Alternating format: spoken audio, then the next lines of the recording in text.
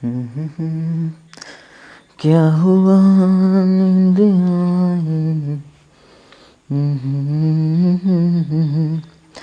चलिए आज की क्लास में हम देखेंगे image formation by concave mirror. ठीक है, देखते हैं। क्या हुआ नींद आई जो हम सो गए, हम तो सारे वतन को जगा के चले, याद आई हमारी तो रोना नहीं। देखिए, image formation by concave mirror, heading लगाएंगे image formation by concave mirror, concave mirror, image formation by concave mirror. कैसे इमेज फॉर्म होगा कॉनकेव मिरर में, तो केस नंबर पहला लेते हैं, केस नंबर फर्स्ट में कि ऑब्जेक्ट एट बियॉन्ड सी, जब ऑब्जेक्ट को मैं बियॉन्ड सी रखता हूँ। ठीक है, चलिए मिरर बना लेते हैं। मिरर क्या है अपना, ये है। ठीक है, मिरर जो है अपना कॉनकेव मिरर है। तो कॉनकेव मिरर है तो पहली बात कि सर ये पोल होगा, ये फोकस होगा और ये सेंटर ऑफ कर्वेचर होगा। और ऑब्जेक्ट को हम कहाँ रख रहे हैं, बियॉन्ड सी रख रहे हैं। तो इमेज बनने के लिए हमें पता होना चाहिए कि मिनिमम 2 रेज चाहिए, मिनिमम कम से कम 2 रेज चाहिए। तो एक रेज निकालते हैं जो कि प्रिंसिपल एक्सिस के पैरेलल है, और हमें पता है कि जब रे पैरेलल है तो वो फोकस से पास करेगी। ठीक है, आफ्टर रिफ्लेक्शन फोकस से पास करेगी। और एक रेज मैं निकालता हूँ जो फोकस से इंसिडेंस हो और आफ्टर रिफ्लेक्शन वो पैरेलल हो जाएगी। तो दिख रहा है यहीं पे कहीं काट रही है, तो जहाँ पर काटती है रिफ्लेक्टेड एक दूसरे को इंटरसेक्ट करती है, उस पॉइंट पर उस ऑब्जेक्ट का इमेज बनता है। इमेज का डिफिनेशन क्या होता है कि जब 2 या 2 से अधिक रेज निकलती है तो मिरर से टकराने के बाद आफ्टर रिफ्लेक्शन रिफ्लेक्टेड रे एक दूसरे को जिस पॉइंट पर काटती है, रियली काटेगी या वर्चुअली काटेगी। तो अगर रियली काटेगी तो रियल इमेज, और वर्चुअली काटेगी तो वर्चुअल इमेज, उस पॉइंट पर उस ऑब्जेक्ट का इमेज बनता है।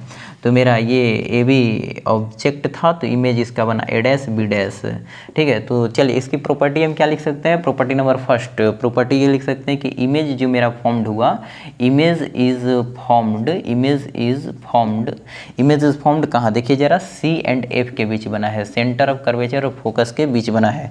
सर देखने से लग रहा है कि अच्छा इमेज कैसा है, रियल और वर्चुअल है। तो जवाब है सर रियल है, क्योंकि कहीं भी टूटी हुई लाइन नहीं है, डॉटेड लाइन नहीं है, रियल काटा है ना, रियल इंटरसेक्शन हुआ है, रियल इंटरसेक्शन। तो इमेज कैसा है सर, रियल है। और रियल के साथ साथ कैसा है सर, जब भी रियल बनेगा तो INVRTD बनेगा, इन्वर्टेड बनेगा, इन्वर्टेड INVRTD, इन्वर्टेड मतलब उल्टा। ठीक है, नेक्स्ट बात करें तो इमेज कैसा है, ऑब्जेक्ट से छोटा या बड़ा, तो सर छोटा है। तो मैं कहूँगा कि image is smaller than object, image is smaller than the object से छोटा बन रही है। ठीक है, अच्छा चौथी बात किसकी करेंगे, लीनियर मैग्नीफिकेशन की। तो लीनियर मैग्नीफिकेशन क्या होता है, ML। अच्छा ML जरा चेक कर ले क्या हो जाएगा सर, दिख रहा है तो देखिए ये क्या है सर, HO है और ये क्या है HI है। अब देखो जरा, अगर रेशियो की बात करें तो सर रेशियो होती है HI अपॉन में HO, और इसमें रेशियो किसकी बड़ी है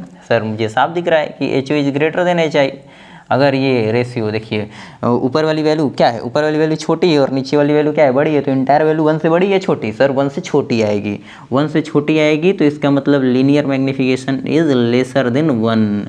अगर लेसर देन 1 आ गया, लेसर देन 1। अच्छा साइन की बात करें तो साइन तो सर निगेटिव आ जाएगी, क्योंकि प्रिंसिपल एक्सिस के नीचे ये क्या हो जाएगा, HI निगेटिव, HO पॉजिटिव। तो इंटायर वैल्यू जो आएगी वो क्या आ जाएगी सर, 1 से तो छोटी ही आएगी ना, 1 से छोटी आएगी, लेकिन निगेटिव साइन के साथ आएगी।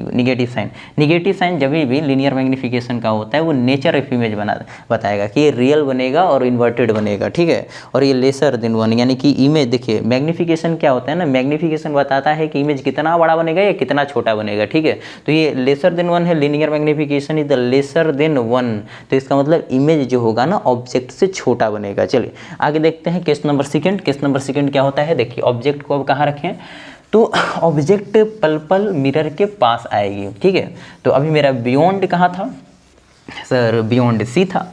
तो ऑब्जेक्ट को थोड़ा घसका देंगे, ऑब्जेक्ट को जैसे ही घसकाएंगे तो बताइए मेरा ऑब्जेक्ट कहाँ आ जाएगा सर, सेकंड केस में। अगर मैं बात करूँ सेकंड केस की, तो चलिए देखते हैं। मिरर फिर से मेरा वही है, mirror that mirror is the concave mirror.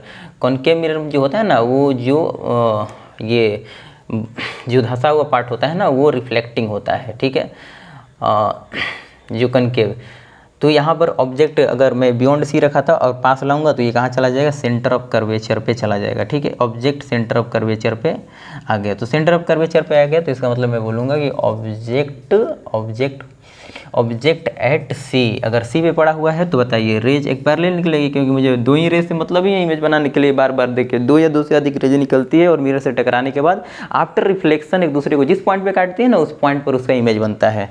तो ये फोकस से पास करेगी, ठीक है। अच्छा, जब फोकस से पास करेगी तो एक रेज अब मैं और निकाल देता हूँ। अच्छा, मुझे पता है कि यहीं पे कहीं बनेगी तो पहले से बना लेते हैं, ताकि मेरा सही सही थोड़ा बन जाए, ठीक है। तो ये क्या है कि यहाँ पर क्यों कुछ काट देगी, ठीक है। ये रेज एक दूसरे को यहीं पे काटें, तो जब यहाँ पे काटे तो इमेज कहाँ बन गया, सर सी पे ऑब्जेक्ट को रखे थे और इमेज भी सी पर ही बन गया। तो चलिए इसकी कैरेक्टर क्या लिख सकते हैं सर, कैरेक्टर नंबर फर्स्ट, मतलब इसकी प्रॉपर्टी नंबर फर्स्ट, और सेकेंड तो सर रियल इन्वर्टेड ही होगा। चलिए, और मैग्नीफिकेशन के बारे में बात कर लेते हैं। तो पहली प्रॉपर्टी हम ये लिख सकते हैं कि ऑब्जेक्ट का जो सी पे पड़ा था उसका इमेज भी सी पे बना है, नहीं इमेज, हाँ इमेज एट सी, सी पे ही इमेज बन गया, image at C, image is formed at C. Real बना, इन्वर्टेड बना, क्योंकि कहीं भी डॉटेड लाइन मुझे दिख नहीं रहा है, तो रियल इन्वर्टेड, रियली इंटरसेक्शन हुआ है ना। और बात करें तो सेम साइज बना है, same size as the object, image is same size as the object. अगर मैं लीनियर मैग्नीफिकेशन की बात करूं, लीनियर मैग्नीफिकेशन किसके बराबर होगा जाएगा सर, यहाँ पर एच आई और एच ओ बराबर है तो सर 1 के बराबर आ जाएगी, तो यानी linear magnification is equal to 1 linear magnification is equal to 1, ठीक है। बात समझ में आ रही है क्या?